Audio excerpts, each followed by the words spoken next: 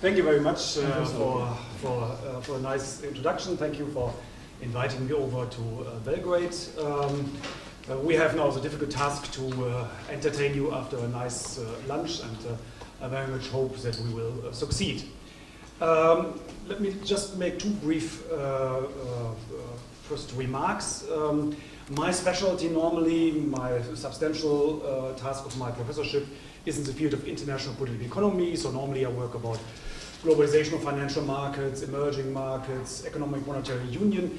Here I'm rather speaking in my second function as a political author and activist. Over the last couple of years I have become more and more concerned about the quality of German democracy in general and of social democracy in particular, and this has led me to write a book and to be a co-founder of a social movement in this field, and this is my function or the background of my talk today.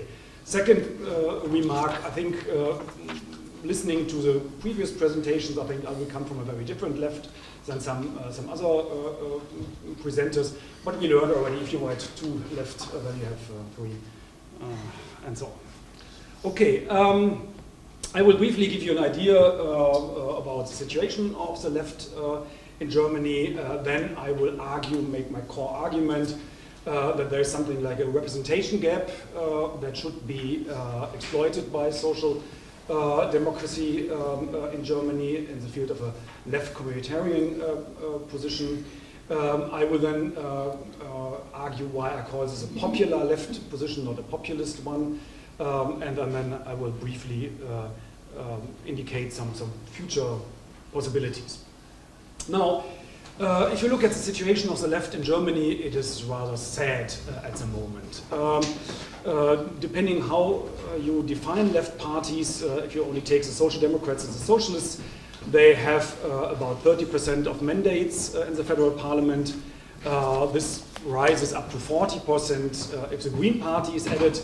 If we go back to before the last federal election, they had more than 50%. So they have left substantially during the last elections.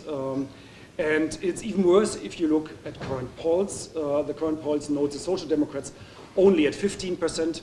A couple of years ago they have been at 40%. So this is really a massive problem. The Socialists is 9%, and the Green Party at the moment is very successful, but this doesn't have to be permanently this way. So this is a very sad situation.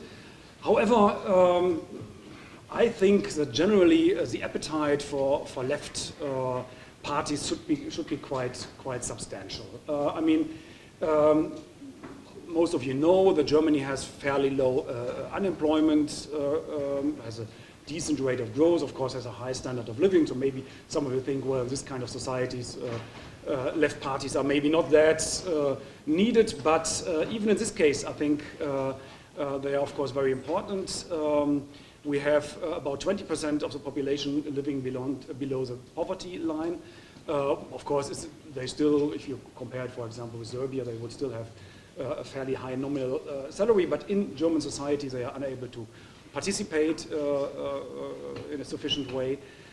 Further, 30 or 40% of the population articulate, when asked, that they are very much worried about also moving downwards in this field. At the moment, everybody knows Germany is doing well in economic terms, but Germany, of all the large economies, is by far the most export dependent. So as soon as the world economy turns sour, Germany is a country that suffers most. So people at the moment enjoy high employment rates, but they know this can end very, very quickly, and then they will move down also very quickly. There's also a broad sentiment in German society, measured by many, many studies, that people are very unhappy about the distribution of spoils of economic growth. Germany as an macroeconomy is quite successful, but it is extremely unequal with regard to the benefits of this growth. And if you look, for example, at the concentration of wealth, Germany now has become one of the most unequal industrialized countries. So I think there should be substantial interest in left politics, and for me it's a puzzle why this is not materialized. How can we explain this? Why is the left so weak? I have two main explanations. The one is that a substantial share of German population has stopped voting altogether. About 25 to 30% of the German population doesn't vote, and doesn't vote on a permanent basis, so they haven't been voting for several elections in a row. And this is the best figure that we have.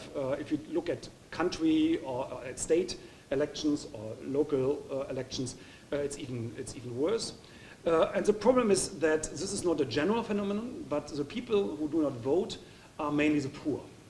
The poor in certain parts of the city. So we have, for example, in my hometown of Cologne, we have a difference of election participation rate between 30% in the poor quarters and 90% in the rich quarters. So there's a strong disenchantment by the poor from our political system. They simply think nobody is working for us, and they have given up on all, including the left parties.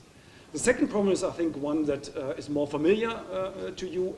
We have finally, it's very sadly, Germany has joined the range of countries that have their homegrown right-wing populist party. We have a hard right-wing party, neoliberal in economic terms, and what is really striking and most problematic, they make strong inroads with workers and lower middle classes. I mean, this is a big problem for the left. We are probably in a movement, if we cannot change this movement in the direction of, for example, Austria or also France, where right-wing populist parties are now the new worker parties. And I think this is very bad. It's a very bad development for the left. I think that it would be impossible to regain left majorities, and I think we need left majorities, because without left majorities we are absolutely unable to improve the situation of the people, even if individual parties maybe have a nice election outcome. The crucial issue, from my perspective, are still left majorities, and this is impossible if the left doesn't have the full support of the workers and the lower middle classes. So this is a problematic situation at the moment. How could we possibly change this, or what is behind this development? Why have people stopped voting, or why have some people from the lower classes and workers have started to vote for right-wing parties, which goes against their own interest? I mean, these are neoliberal parties. They really have no ideas about redistribution or improving social security. I think this has to do with a certain representation gap in the German political system. And I would argue that we can find this representation gap not only in Germany, but in many European countries. At least that's what my colleagues from studying party systems are telling me. This representation gap is can be depicted by a combination for a preference for left social and economic policies in principle. So people want more redistribution, more social safety, but at the same time they're very unhappy about certain tendencies of globalization. They are not very enthusiastic about the development of the European Union and giving more further powers to the European Union. And I think this is something that is well known. They have concerns about migration, and there is no party that is matching this kind of combination. On the one side, we have right-wing populist parties that have very different social and economic policies, but may, in a certain way, carry some of the ideas with regard to skepticism about globalization, migration to the European Union, but of course in a much more intense way. I mean, they are racist. I would argue that these large parts of our German population that either do not vote, or many of those that vote for the right-wing populists are not racists. This is only a small part of them. They are rather voting for these parties due to protest about their social situation. Why do they not vote for the left parties? The left parties are very open towards globalization in Germany. They're very positive about the European Union. They want to give additional powers to the European Union, and they're very open about migration. So these people don't feel at home, and either they don't go voting at all, or they vote for this right-wing populist parties. And I think this is something that is quite crucial to understand our political system. Now, what is important in more fundamental terms, I think, is that we do not confuse these issues, these concerns with left or right. Many people would say, you know, concern about migration or concern about the European Union, concern about globalization, that is a right-wing attitude. I would disagree. I would say that our political systems nowadays, or at least at the moment, have to be understood to be divided by two axes. So one is the traditional left-right axis, and the other one is what we call, in studies of party systems, a cosmopolitan communitarian axis that depicts these kind of issues about globalization, about the European Union, about migration. Cosmopolitans are the ones that are very positive about these issues. Communitarians think, well, we would rather like to protect our nation state, because our nation state is where the democracy is still working fairly well, in contrast to, for example, the European Union. It is a nation state where the social security system still is working somewhat well. And so they are about rather the protection of national, let's say, social democracy. Of course, communitarians can also take communitarianism very often also takes a more radical perspective. Then it degenerates into chauvinist, racist, even fascist terms. So there is, I do see the danger that if you move along the spectrum, you will certainly at some point of time land where something that none of us would like to go to. In order to visualize this a bit, let me give you an idea how, from my perspective, the German political system is organized. You see left and right, I think very, very easy, and you have the more cosmopolitan parties at the top, and the communitarian parties to the bottom. So you see all the left parties more to the top. The Greens are the most cosmopolitans. The Socialist Party as well. The Social Democrats are also in this range. Christian Democrats are a bit more skeptical about this. Then you see in the bottom right corner the right-wing populist parties that is extremely communitarian and is also right-wing neoliberal. And where I see a gap is where there's no party, but I think many potential voters and non-voters is this popular left position. So this should give you an idea what kind of representation gap I see. Now, I would even go one step further. I would say that there should be an affinity normally between left positions and communitarian positions. I mean, as you just have seen, our left parties, to just go back, they don't think that communitarianism and left ideas go together. They are all very cosmopolitan. But I think you can make a strong case for a close linkage between communitarian positions and left positions. The one thing is the European Union, that at least if you look at it from the perspective of Germany, or probably also from Sweden and other Scandinavian countries, it is extremely liberal in economic terms. I mean, the basic freedoms are inscribed in the constitution of the European Union. The European Union over the last decades, at least, if you come from a country that has a strong union, social democracy, it always has put pressures on labor unions, on many institutions, for example, Germany, co-determination, certain union rights, and so on. So the European Union is not really a left institution, it is a liberal institution. Second, I would also argue that many facets of globalization have increased inequality. This is, I think, most easily depicted for financial globalization, financialization. I think is, at least in our advanced economies, the most important driver of inequality. So I think this is something that we should not embrace too often. But also trade globalization can increase quite substantially social inequalities. Maybe not so much not in all countries, and there are winners and losers. We know this, of course, from the UK, from Trump.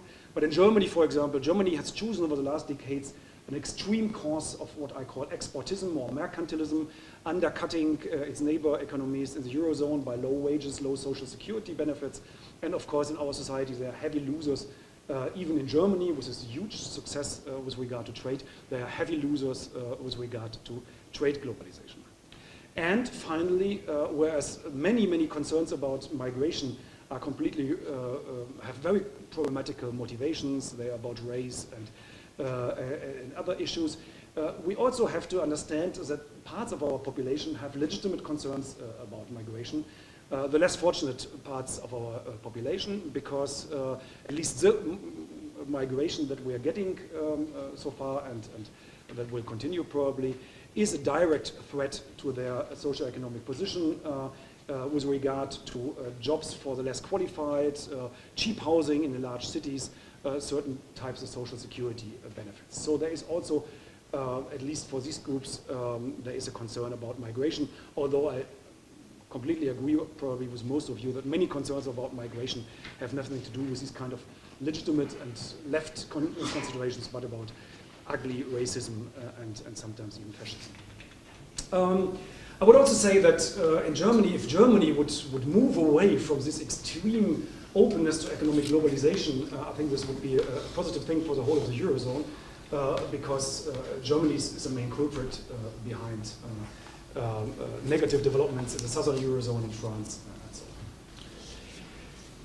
That's why I think we should have something like a popular left that is fitting into this kind of position. Some of this will associate this with a populist left. I would rather prefer the popular terms. Why I do so? Why I call this popular left or linkspopulär in German. First, the more specific term would be left-communitarianism, but this is a very, very difficult term to handle, and it also doesn't really fit the exact meaning of the word in political theory, where it comes from. But I think popular also has the advantage that it indicates a less radical position than populist parties with regard to certain communitarian issues. So for me, there's a big difference between legitimate concerns about migration with regard to the situation of the poor on the one side, but on the other side, let's say cultural considerations about migrants, about religions, Islam, and so on, that are not acceptable with regard to populist parties. I'm also skeptical about some of the ideas, and we have already mentioned this morning Chantal Mouffe's recent book. I'm a bit skeptical about this idea that we have to mobilize the party against the establishment. I think this can be very, very dangerous. It works quite well, as we can see, for many right-wing populist parties, but I think it's a much better position to talk about very specific socio-economic groups and their legitimate interests. I would also argue that representative democracy is still our best bet, at least based on studies in Germany. If we compare representative democracy with direct democracy, we realize that if the poor go voting, they go voting for representative democracy. Direct democracy is normally something which the middle class is very much like. They go out voting in large numbers. So many of us are in favor of direct democracy in other terms of democracy, but at least from the German situation, I can tell you it is even more unequal in social terms than representative democracy.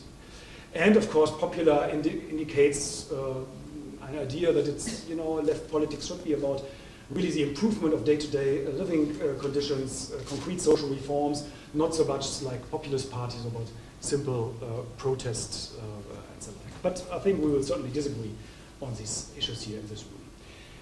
There are some parties that, at least from my perspective, are these kind of left popular parties. The party that I'm most familiar with, because many of my friends work there, is the Socialist Party in the Netherlands.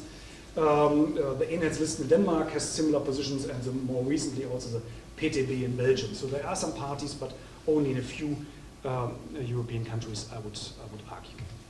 Finally, what do I take from these kind of considerations for the future of left politics? And again, this now becomes a bit more explicit political. I'm one of the founders of a current initiative that is only, 3 months, less than 3 months old. It's called Aufstehen, so rise up, to rise or something. It is a joint initiative by people from the Social Democratic Party, from the Socialist Party and the Green Party, but most of the people are not party members as I am.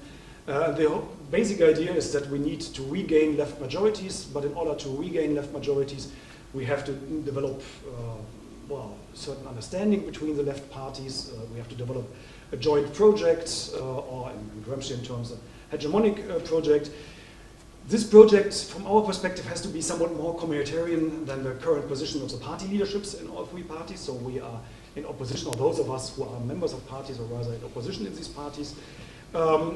This is organized as a social movement, so it's not a new political party. It has some 170,000 people that are supporting it, but since it's less than 3 months old, of course, it's very difficult to say whether it will mean anything in the long run. Thank you for your attention, and I'm looking forward. Thank you very much indeed. Can you hear me? Yes. First of all, I'd like to thank Irena Ristic and also Max Brendel for inviting me and for organizing this conference. I was thinking, and it's not a scientific answer to the conference theme, the left is dead, long live the left, but I think it's, if we're all there, it's probably because it's not dead yet, or totally, because otherwise if it was completely dead, we wouldn't be discussing the topic. So let's cheer up a bit. Before turning to the French situation, and I think it's quite gloomy indeed. So the scope of my talk is quite modest. I'm not going to talk about, unlike Arno, about the left in France, which is, of course, you have a radical left, you have a new party, France Insoumise, Unbound France, you have Greens, and you've got, of course, still have a Communist Party there. I'm going to concentrate on the decline of what used to be no longer the main party on the left until a year ago, until 2 years ago. And it's really the sort of the change of fortune of the Socialist Party is quite dramatic, because if you think 2012, 6 years ago, François Hollande is elected president, and at the time, the Socialist Party, Social Democratic Party, had all powers in France, all levels, national, regional, local. It even had a majority in both chambers, the lower chamber, the National Assembly, and the higher one, the Senate, for the first time ever, the Senate, traditionally conservative place. So we're doing well indeed, but they lost absolutely all powers, and really, and what's more, you know, members are leaving in droves. All the probably socialist leaders you were familiar with have retired. You know, it's a new generation, and clearly the party is in crisis, is in disarray. So I'm going to try really to explain how we got there in a space of a few years. Of course, to explain that, it just can't be, although I think Hollande is largely responsible for the debacle, I don't think it's only due to Hollande and what he did or didn't do during his time in power. I think there are more sort of multiple reasons, policy, ideological, and also in terms of representation. So I think probably the party got it really all wrong on that. And I think there will be overlap with your paper in terms of, you know, representing the people. You know, people elect you in the first place, notably a popular electorate, a working class. And that's, of course, what the socialists have long lost, the support of a popular vote, which either abstain, number one, or secondly goes to other parties, radical left, or the extreme right. But essentially, it is abstention for the working class. Well, the Socialist Party, I think it's interesting to start by saying that the way the party regarded itself in the, say, broadly speaking, the social democratic family in Europe, at least in the West, in Western Europe, I think always thought of itself as apart, different. And the reason why is that if you were asking a few years ago to a socialist, you know, are you a social democrat or social democratic party? Say, oh, no, absolutely not. It's a horrible thing, social democracy. It's about promoting the mixed economy, it's about going along capitalism, it's about not being radical enough. We are far more radical than that. At least that's what they thought they were. And the practice, every time they were in power, showed that they were not very different indeed from what Schröder, Blair, and others were doing, including Jospin, when he was, remember, Prime Minister, when Chirac was president between 1997 and 2002. He talked, the socialist talked, but he probably did what Blair was doing, you know, privatization, deregulation. In Europe, European integration, what it was time really for social democracy to do something. You know, at the time in EU 15, yes, it was EU 15 member states. There was a majority of social democratic parties. They didn't do anything really to redirect European integration in a more progressive or social-minded direction.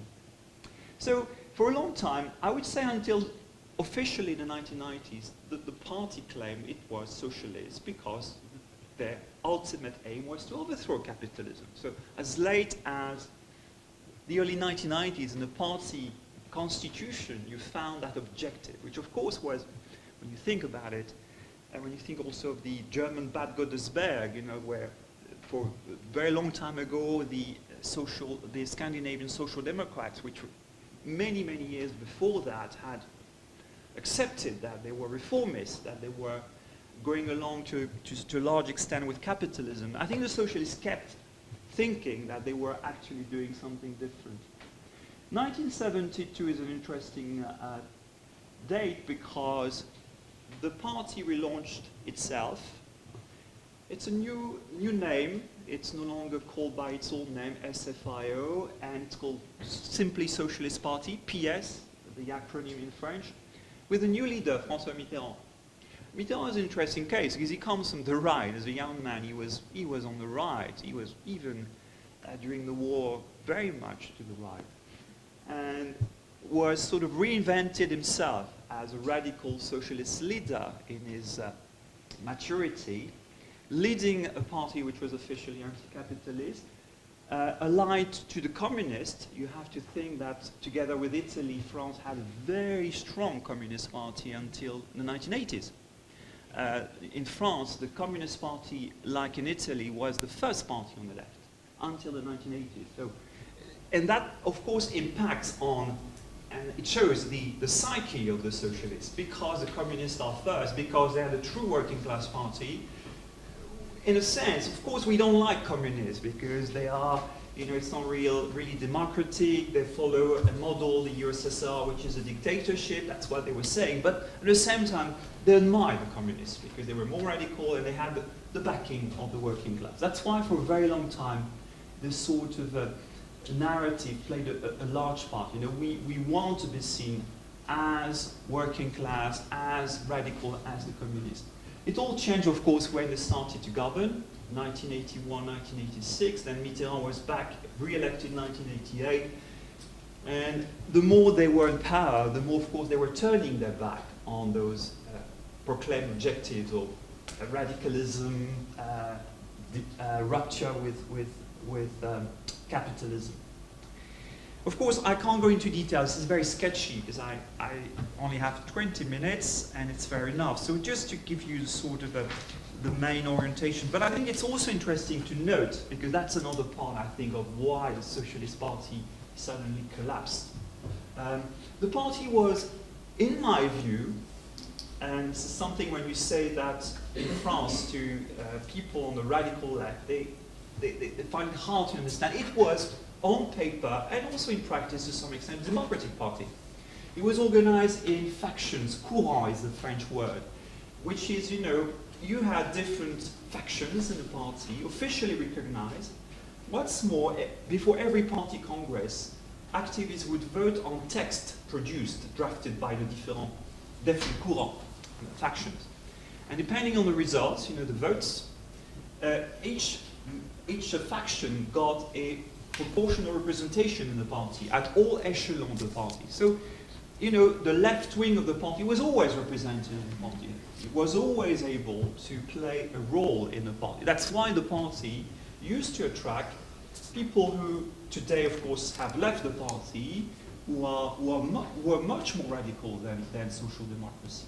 So that's really another thing which has been lost. Now, progressively, the party factions became places where you had leaders who had just one thought: to prepare themselves to be the candidates of the party for the next presidential election. That was really the last ambition. But before that, The factions were really places of debates, doctrinal debates, policy debates, and I think it was until, I would say, the 1990s, a place where, there was a lot of democracy and debates in the party. The last point why it wasn't a social democratic party, never, in my view, it never set up any organic link with the unions. Of course, that goes against the typical model of social democracy that you find, or used to find in Scandinavia, in Britain, with the UK, with the Labour Party. Anyway, let's talk now about the policy outputs, achievements in government. I'm not going to go through all the different dates because I think we need to talk more about present day. But it is fair to say, if you think that the first participation of socialists in a government was led by socialist Prime Minister Léon Blum, it was the Popular Front in 1936. Not a very good time to get to power, frankly, with the rise of fascism in Europe.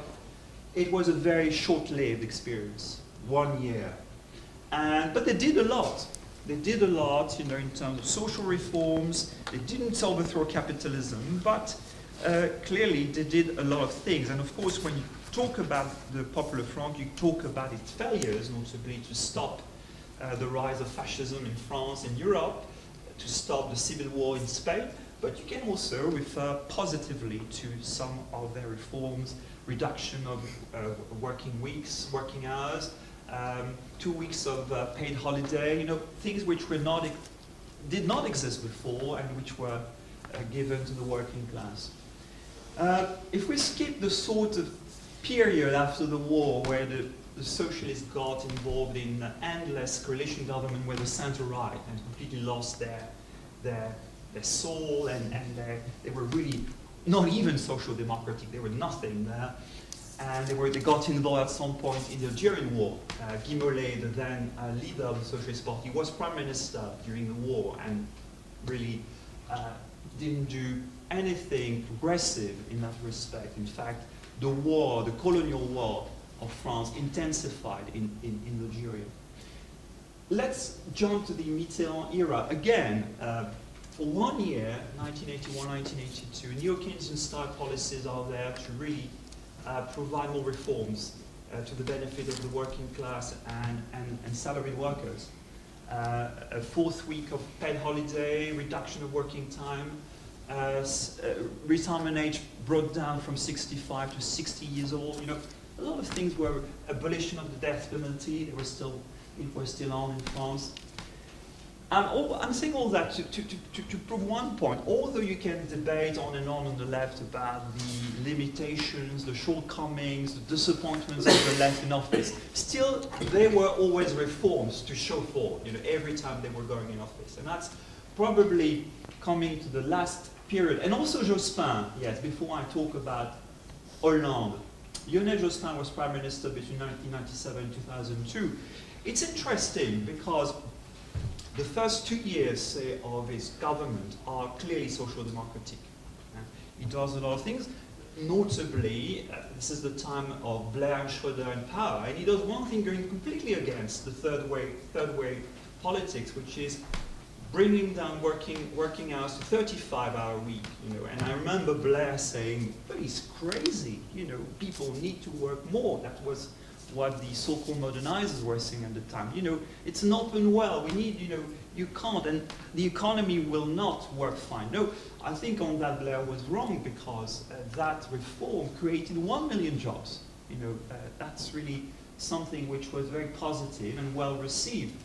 But of course, the last 3 years of his mandate were about privatizing, more liberalization, and going along the train in Europe of this neoliberal Europe, which our colleague was talking about earlier. And he paid the price for it because he ran to be elected president in 2002 and he was defeated he wasn't defeated by Chirac, he was defeated in the first round of that election. The presidential election has 2 rounds. And for the first time, the second round, you had the incumbent president Chirac against the extreme right, Le Pen. That was the first time. There was a second time. First time the father, second time the daughter.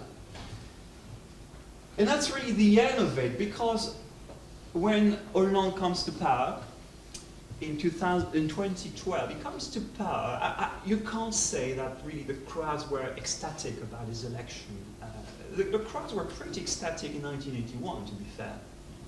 Even those who didn't quite like Mitterrand didn't trust him on the left. But it was a big change. You know, the left was back in power for the first time since de Gaulle had launched his Fifth Republic in 1958. It's a big, big day in 1981, and lots of hope. Remember, we want to overthrow capitalism. That was still the flavor of the day in 1981. So 2012, well, it's different. We know that Hollande is a centrist in the party. His policy platform is very moderate. But he says two things which are interesting. He says at a rally during the presidential campaign, my enemy is finance. He says that. So of course, imagine on the left, people start really thinking, well, maybe that indicates probably a shift in all what all the socialists have done over the past years, or what social democracy has done over the past years. What's more, he says, if I'm elected, my first trip will be within days. I'll go to Berlin, meet with Angela Merkel, and we will rediscuss that stability pact, which is unacceptable for us, social democrats. We can't do anything with that stability pact. As you know, stability pact is, in a way, to impose on governments eternal austerity policies, you know, with limitation of public spending and etc. So, indeed, he goes to Berlin after his election, but he hardly discusses the issue with the chancellor. He goes along, so nothing happens.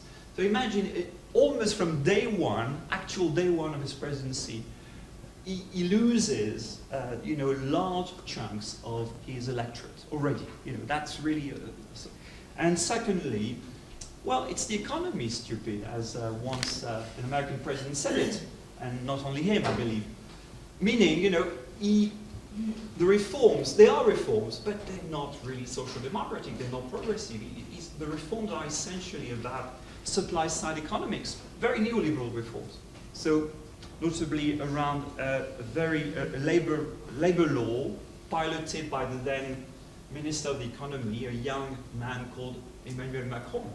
And you know the story about Macron, who, yes, sat in that government, socialist government, left it.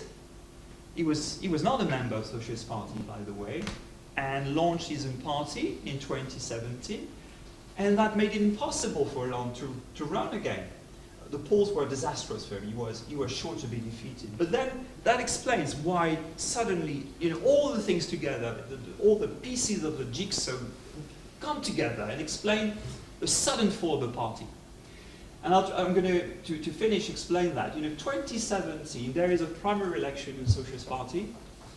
It opposes two men in the second round, Benoît Hamon, who is on the left of the party, not radical left, but by social democratic standards, you know, really on the left, to the former Prime Minister Manuel Valls, who is a right-winger, a Blairite,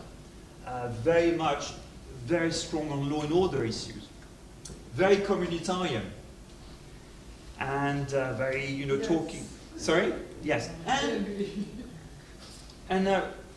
And Hamon wins that thing, which is showing really that members of Socialist Party realize it's 5 to midnight. If really they choose Valls, that would be the end of it. Well, but it's too late. That election, it doesn't work, because at the time in the polls, Fillon, the conservative candidate, is high in the polls, and Le Pen is very high. And a lot of people fear a second run between these two very right-wing figures. So what's going to happen then, in a month preceding the election, is a progressive fall of Hamon, because he's completely, the party, the Socialist Party, his own party, lets him down. A lot of party leaders, cadres, shift to Macron as a way, and they argue, well, Hamon can't win. Look, the polls is going down. We're going to vote Macron, who's going up. It's a self-fulfilling prophecy, of course, if you do that, because we want to stop either Fillon-Macron to be in the second round. Macron has a chance, so we need to stop the Fillon-Le Pen contest in the second round. And to complete the full picture is you have the rise at the same time. It's all logical, you know, it's almost mathematical or physical.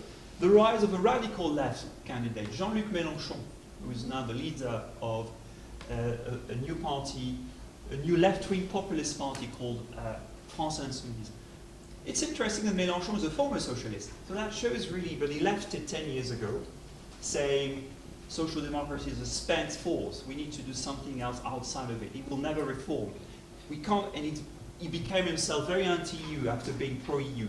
The EU is a problem. I didn't have time to talk about why the issue, you see, around the 2005 referendum became a big issue in the Socialist Party. Traditionally pro-European, this suddenly, or at least progressively, became more and more Eurosceptic. No time, I think, to elaborate on that. Yes, I'm going to conclude, but we can get back to that, why the EU became, of course, an important issue for the socialists. So just look at the figures. It's staggering. 2017 presidential election, Hamon in the first round secured 6.36%, Hollande got 28% 5 years earlier.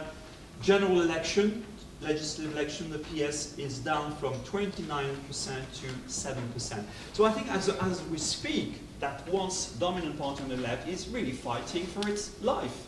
It's really that bad.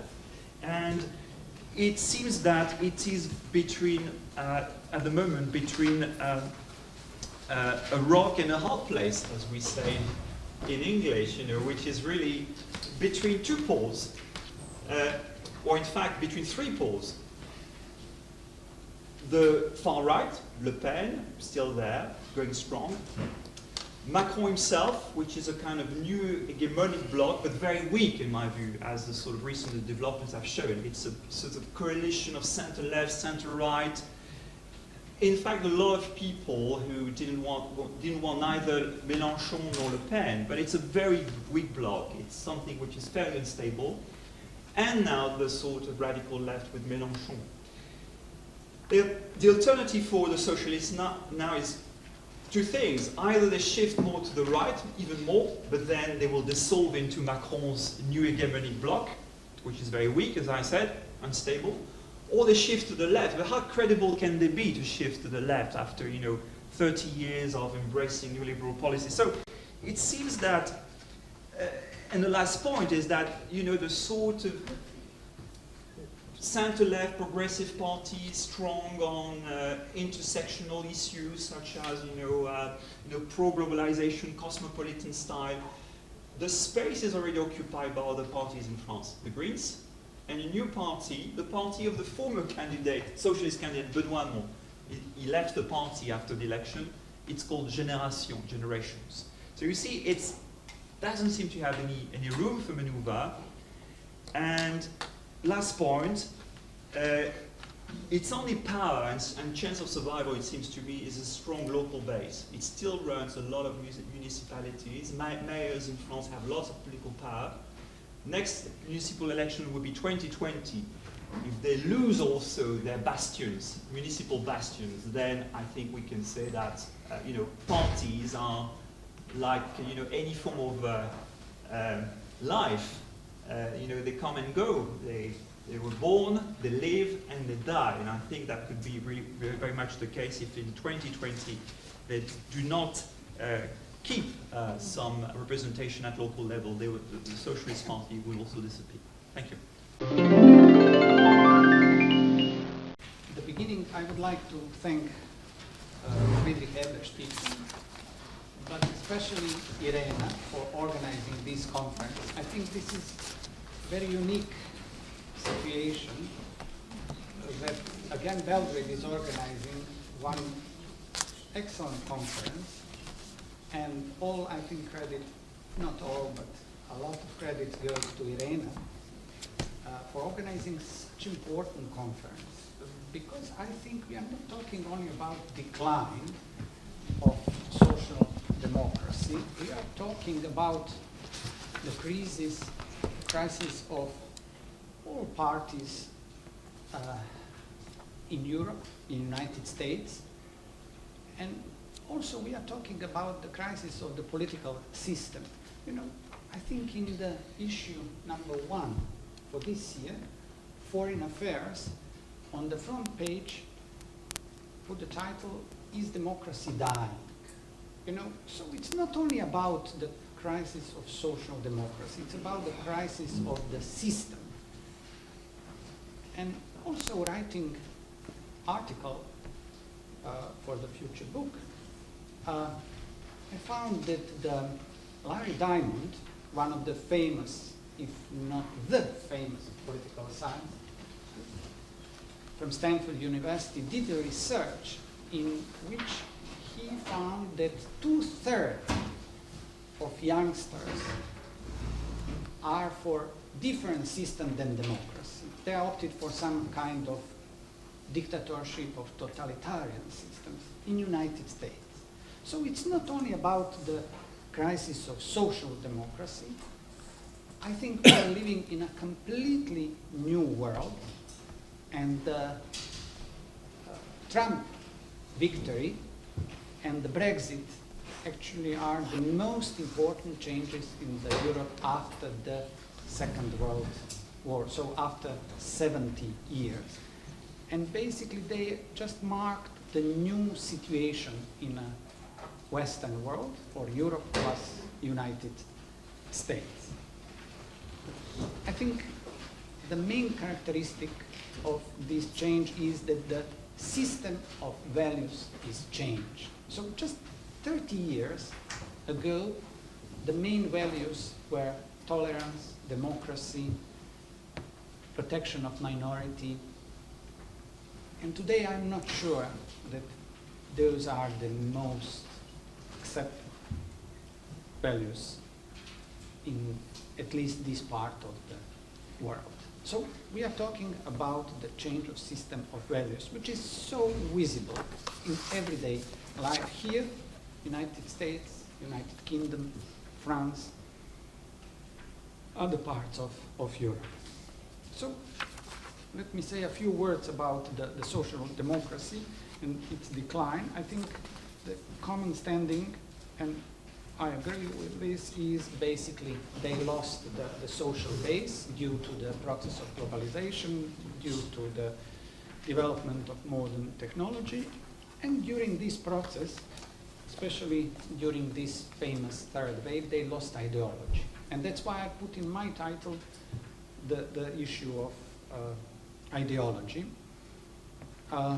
What happened, very briefly, if we go back 40 years ago, the social democratic politics, basically welfare state, they started to lose the ground, and they were less and less competitive comparing to the Asian countries, to United States. And basically social democratic party leaders were facing the dilemma. I remember I wrote as a young scholar 35 years ago, I published articles in Sarajevo, which were part of my former state, Yugoslavia. The title of my article was Social Democracy Between Power and Ideology. And it seems that this was the main dilemma. So 40 years ago, they have to choose between whether they will stick with their ideology or go in some other way. And they decided to go for the third way, to be more competitive and to survive. And basically they achieved a lot, but they lost the voters and lost the ideology. Of course, the Blair and Schroeder were the most visible representative of these politics of third wave. I will give you just one example of the consequences of this third wave politics. It's so interesting. During his mandate, I mean Blair's mandate, in UK, middle class shrink for 27%, number of poor rises for 60%, and rich for 30%. So social structure of society were completely changed. Also, Blair went for a completely different foreign policy, not only in Iraq, in Afghanistan, in many other areas of the world, and he became actually, which is really bizarre, the most prominent representative of new liberalism after probably Margaret Thatcher. And then we are facing a completely new situation today in terms of social structure of society, in terms of values, and we have to deal with this world which is completely changed. What strikes me very much, and it is very interesting, is that if you remember 40 years ago, new liberalism was created in UK and United States. And again, 40 years later, new wave again is coming from United States and UK in the face of Jeremy Corbyn. Completely different political figures, different political options, but obviously it's a new wave. And as I said, again, it's coming from United States and United Kingdom. Interesting. I will tackle a UK case. Since a year ago I came back from London, where I spent 4 years, and had a very unique opportunity to study, of course in a different capacity than a researcher, to study the society and the politics in UK, but this position of ambassador of Serbia gives me really unique opportunity to see a number of previous leaders of labor, current leaders of labor, to talk with them about the issues, which is my own private interest, my academic interest. And of course, Jeremy Corbyn is so interesting as a politician, not only because of the fact that he is in his 70s and majority of his voters are youngsters. This is amazing. If you look the data, it will tell you that more than 66% of youngsters who are between 18 and 20 are voting for Labour, Jeremy Corbyn, and less than 25 for Conservative Party. So how come? And the question is, did he bring anything new to the European social democracy and to European politics? And how come that he actually has such a huge influence over the youngsters in UK? On last elections, he got 40% of votes, 40%, and the Conservative Party 42%. It's really amazing comparing to what we have just heard from colleagues about the results of the France Socialist Party, or from German Social Democratic Party, which actually lost half of its voters, or what they used to have just 20 years ago, in time before Schroeder and during the Schroeder. So, what is the politics of Corbyn? He's basically, the main objective is to be against the politics of austerity. This is the number one. And second, very interesting, is politics of nationalization. He wants to nationalize, again, things like water, like railway, which were privatized during the mandate of Margaret Thatcher during her famous period 40 years ago. Also, he's going for old population. He wants to bring some benefits to them, like bus passes, winter fuel allowance. And also he wants to abandon university fees for the youngsters and to bring them a better position to get housing in the early stage of their lives. So with this politics, he got 40% of votes, and he became an issue almost every day in British press. Every day, 95%, or I don't want to say 100, having in mind the Guardian, they are writing about him as a pro-Russia guy, as a terrorist, as a guy who does not care about the British people, who will endanger the British families. And in spite of all this, you know, he got 40%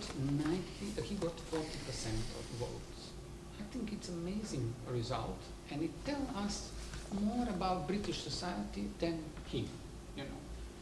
Why he got 40% in spite of all this media pressure, which is almost unbelievable. Almost unbelievable. Every day, every day. It tells us about the British society, and it tells us about the huge social inequality in this society. Huge social inequality.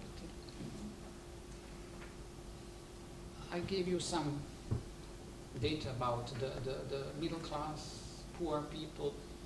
But, you know, it's amazing that in the center of London there are streets where you have to pay much more than 100,000 euros per 1 square meter.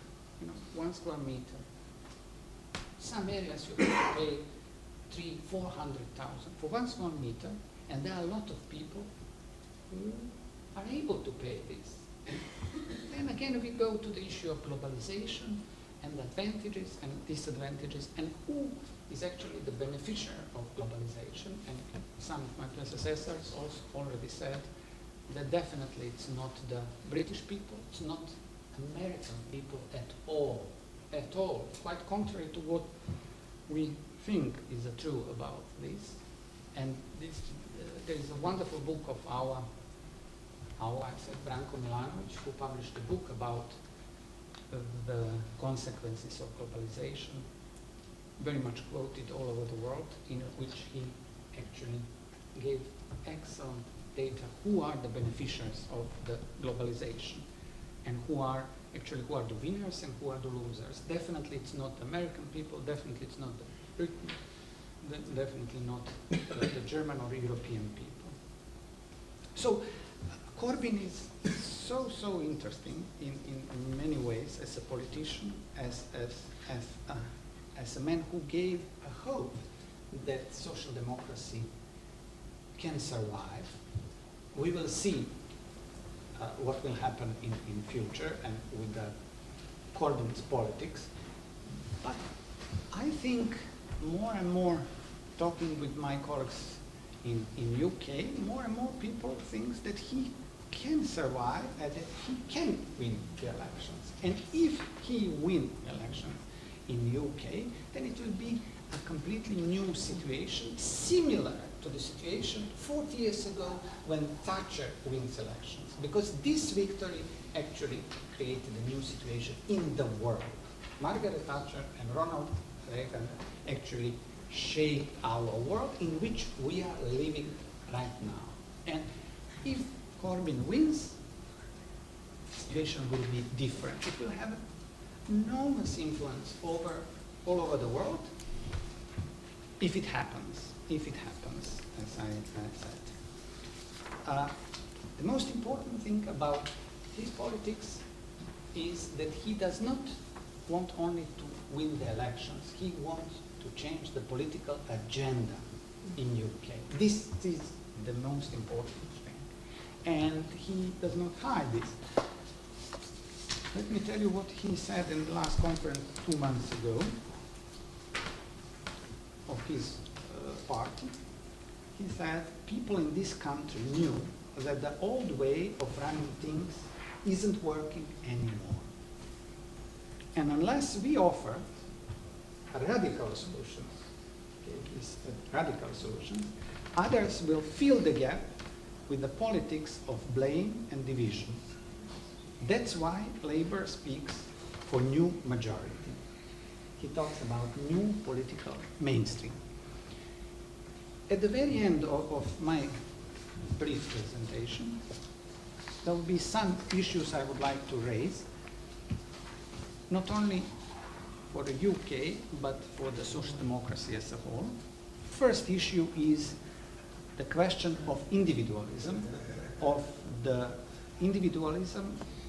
which is present everywhere, and people are less and less inclined to gather, to be in some groups, especially new technology, computers, mobiles, they make people more individualist.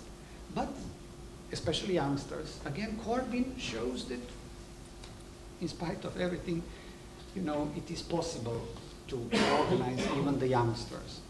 Second issue, I think, is the most important one, is about ideology. With all due respect, but Corbyn didn't bring anything new. Basically, all these ideas are very old ideas. It's ideas from the social democratic parties from 70s. And with these ideas, he became so popular. Again, which tell us more about the British society and European society as a whole, that society as a whole really need a change. After 40 years of Thatcherism, neoliberalism, which I have to stress again, which brings an enormous advantage to a number of people, and especially in terms of technology, human skills, but also create huge problems, especially in terms of quality of people. So ideology is the first question, because Corbyn is really bringing no new ideology. No new ideology. It's old, if I may say, it's old-fashioned socialist ideas from 70s. Third issue, there are 5 issues. Third issue is, okay, does Corbyn, yes, I'm finishing, three. I'm finishing with these 3. Does Corbyn want to change the system? This is the crucial. Colleagues just mentioned the issue. Does he want to change the capitalism or to make it better? Thank you very much. So, I hope you have some energy left to listen. Last presentation, I will try to skip some things so we have more time for discussion. I want to also first just thank you for this invitation to just be here with such great scholars and minds. I have learned a lot from you all today. And I'm also happy to be here to give you an update and a short report on what is happening in Sweden. Part 1, we will start with the counter-reformation, or just simply the neoliberalization of the Swedish society. So the thing is, I work as a researcher and a policy analyst at a trade union think tank called Katalys in Sweden, Stockholm. And this year we had our biggest project ever under the academic leadership of Cambridge professor and sociologist Göran Tärborn. And this analytical political project that we had was called Class in Sweden, and it involved a network of around 30-40 scholars in Sweden that together produced 20 reports this year on the contemporary. Can we put on the light? She needs light to read. Yeah. So 20 reports we published this year on the contemporary Swedish class society. And in August, we released Göran Tärborn's first book written in Swedish for over 30 years. And the title in English would be The Capital, the Establishment, and All the Rest of Us. And I just want to start to mention this main thesis of the book, of Terborn's book. It can be summarized with this chart that you see here above, where he shows how a 120-year-long development of increased equality has been overturned in Sweden. The development since 1980 has been undoing more than half a century of gradual equalization in Sweden. The country's income distribution is back on the levels of the 1940s today, and concentration of power and wealth in the hands of a few has drastically increased over the last 4 decades. So Göran Terborn calls this development the counter-reformation, and we could just simply say it's Sweden under the neoliberal hegemony. So I will just start here my presentation by killing the myth of Sweden as somehow miraculously escaping neoliberalism and managing somehow to defend the Swedish model of an egalitarian, social democratically dominated welfare state. And I'm very sorry to do this. So economic income inequality has increased drastically in Sweden. The Gini value, as you see here, has increased by over 30% since 1980. Also from 0.1 to 0.32 in 2013. So yeah, we started off on a very low level, I think one of the lowest in the world, but the fact is still that economic inequality has the last year risen the fastest in Sweden if you compare with other OECD countries. And wealth distribution has worsened even more than income inequality. One example is in 2002, Sweden's top 1% owned 18% of all household wealth. By 2017, it had risen to 42%. And Terborn also shows that Swedish wealth distribution is more similar to the one of Brazil, South Africa, and the United States than to the ones of comparable Western European countries. Another example, this is about taxes. Both, of course, social democratic governments and right-wing bourgeois governments have pursued a neoliberal policy of great tax cuts. Sweden has totally abolished taxes on inheritance, wealth, and residential property, which is, of course, tax cuts for the very rich. And today in Sweden, capital income is less taxable than labor income. Very serious tax experts refer to Sweden as a tax haven for the wealthy. And this is the situation today. And as you see in the chart here, Sweden's tax ratio as percent of GDP has fallen very much since the 2000s. So around the 2000s, it was up almost to 50%. And after 8 years of bourgeois government, it was down at 22.6. This is just in a 15-year period. Let's move on. Another dramatic development has been the financialization of the Swedish economy. We have had a great shift in the Swedish capitalist economy. The state and the society has pulled back, and the individual households are taking more and more economical risks. This is the household debt here that you see is driven by the extreme housing crisis we have in Sweden. At the same time, we have had a situation where the red-green government, the last 4 years we had a red-green government with the Social Democrats, they have continued this obsession to pay off the central government debt. So the debt is today down at 25% of GDP, and the prognosis is that it will be, 2021, it will be down at 17% of the GDP. So there is enormous needs of investment in the society, and they're just continuing to pay off the debt.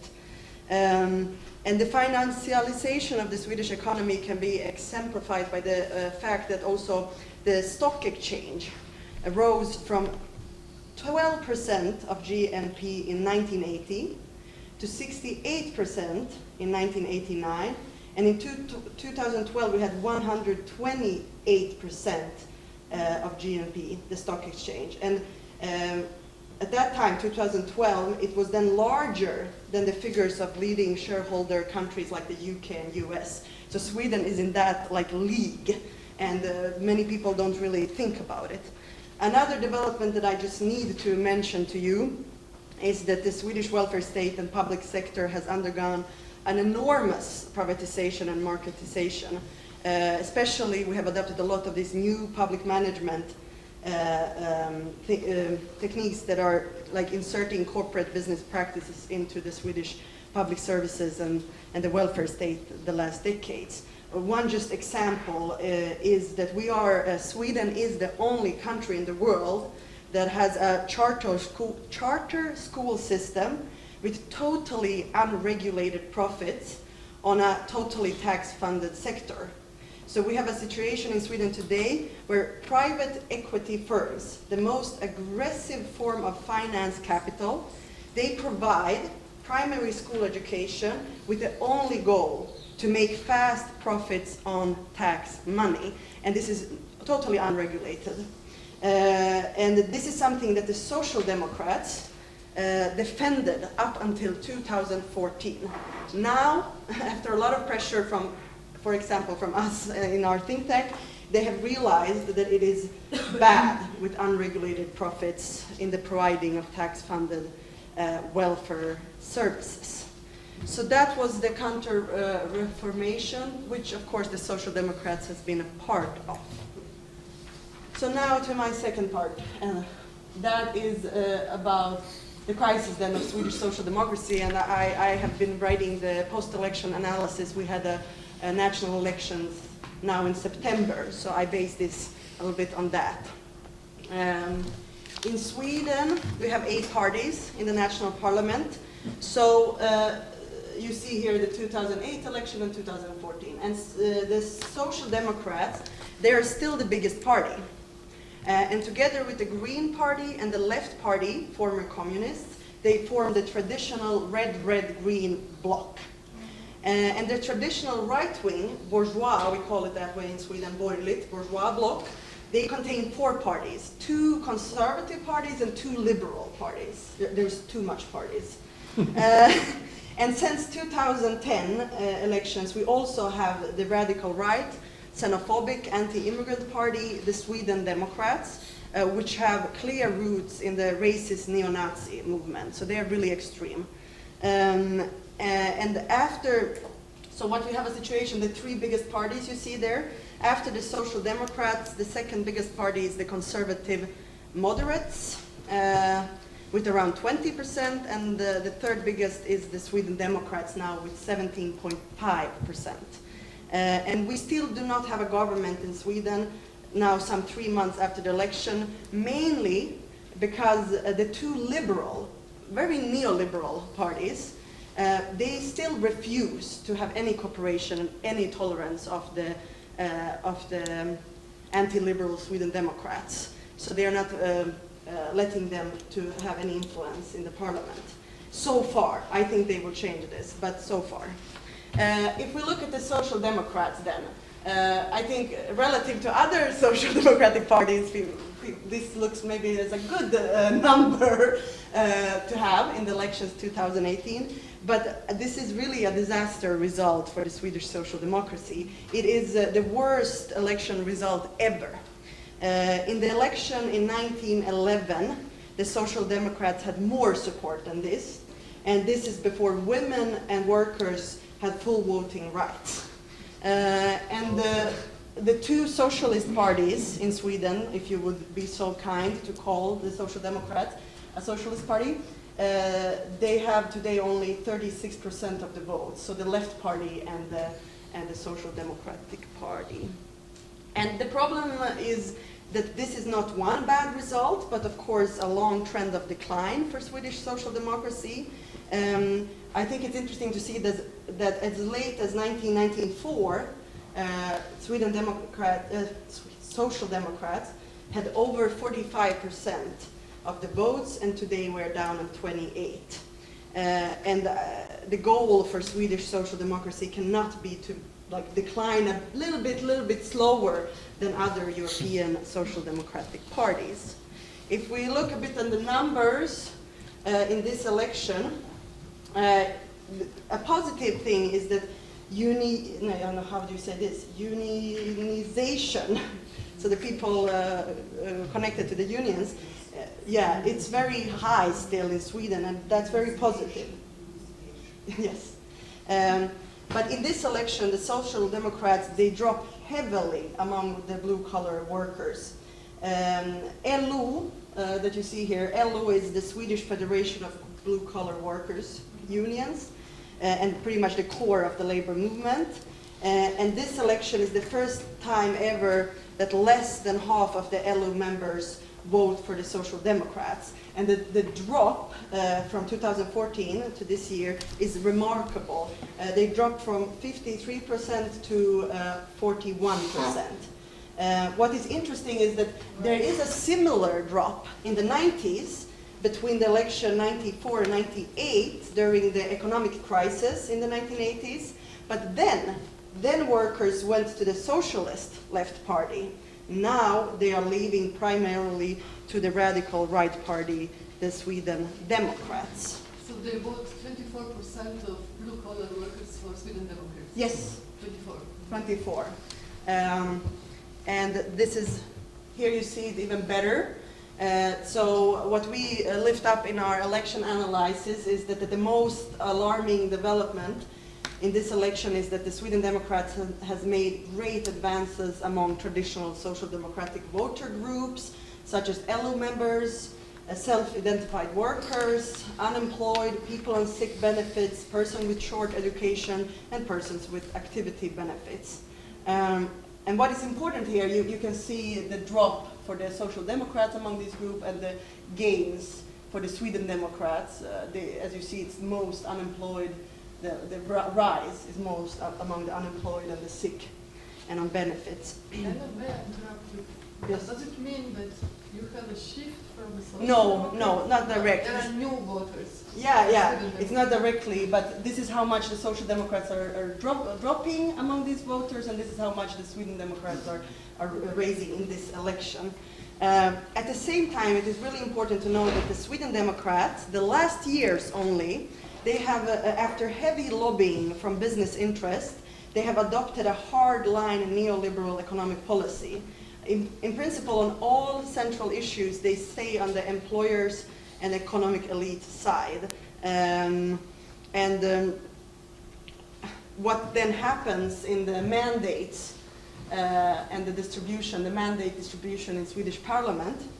So after the Sweden Democrats have adopted this very pro-business interest and economically right-wing economic policy, the outer third big circle here shows pretty much the two socio-economic blocks in the parliament along mandates. And what we argue is that the labor movement in Sweden really needs a reality check. So Sweden is not only like a neoliberal country when you look at the economic development, it is also a bourgeois right-wing country if you look at the political development. And the reality check is also to remember that the last time the voters voted for a progressive red-green majority in the parliament was in the election of 2002. So next time we vote in an ordinary parliamentary election in 2022, that will be 2 decades, 20 years ago, the voters gave a progressive majority in the parliament. So then I was passed. This was my last. So what do I then mean with to win again, we first need to admit our defeat? So the thing is that in Europe and globally, the myth of Sweden as an extremely egalitarian and social democratic welfare state lives on. And in Sweden, the business interest is very happy to maintain this image that the economic and political and social power still lays at the labor movement and at the social democrats, because then they can be like in the opposition to the system. And while the rest of the world, as we see today, are trying maybe to understand the crisis of neoliberalism and the neoliberal hegemony since the financial crisis of 2008, in Sweden, we have still not really admitted to ourselves that the social democratic and the Keynesian hegemony was defeated 3-4 decades ago. And even the social democrats themselves also happily somehow keep up this delusional self-image that the social democratic welfare state has won. And I think that many of them and the elite in the Social Democratic Party, they feel flattered to think that it is actually the business interest and the bourgeois parties that have to adopt to the social democratic welfare state, when in fact it is the other way around, that the social democrats have adopted to the neoliberal hegemony with the third way politics for several decades now. So the issue here in Sweden that we have, that is that to tell this story of the neoliberalization of Sweden, the Swedish Social Democrats and also the LO leadership, the unions, they need to admit their own complicity in this counter-reformation, as Terborn calls it. They need to admit to the wrongdoings of the third way politics, and they are really not still ready to do that in Sweden, and this is a problem. So I argue that, yeah, the Swedish labor movement and the Social Democrats, they have lost the power over the social and economic development in Sweden, and now they lost the last 2 decades also the political power to do something about it. So I argue that in Sweden we have a situation where we maybe first need to admit this defeat, or at least this loss of power, before we can even start doing something new and start winning again. So that was my presentation.